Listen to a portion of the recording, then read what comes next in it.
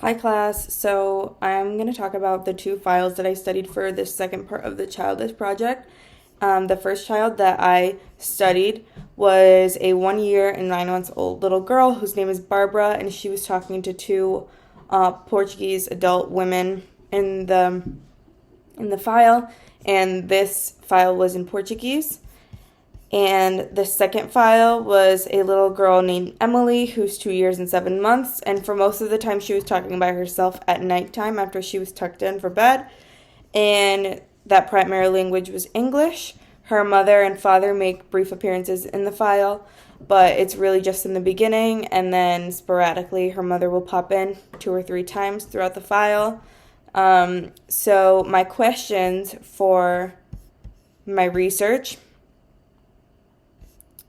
are in what ways could MLU help diagnostically and to what extent?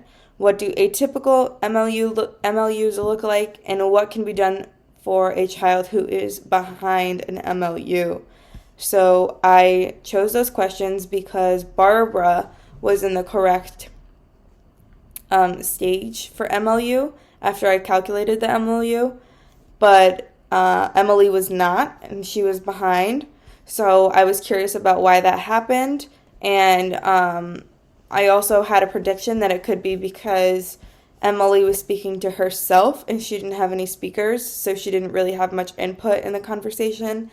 And Barbara was talking to two older women, so she had a lot of input in the situation. That might be why she had more output.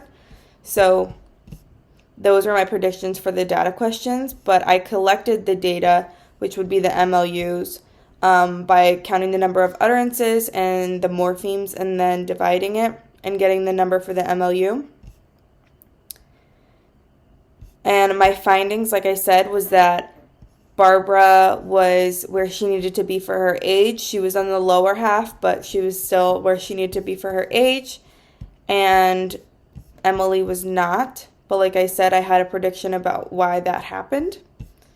And my findings say about language acquisition that if my predictions are correct, that if a child has more input in a conversation, they'll have more output.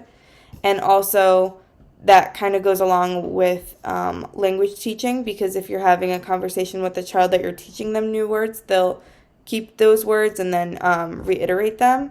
So those were my findings. In general, I would say that it showed how children speak in different settings as well, because Emily was speaking to herself at night, so her language was a lot different than Barbara's, even though Barbara was in Portuguese, so it's different languages.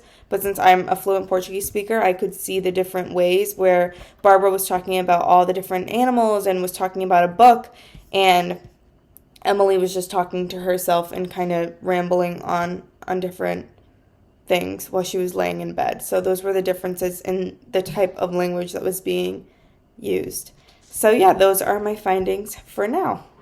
Bye.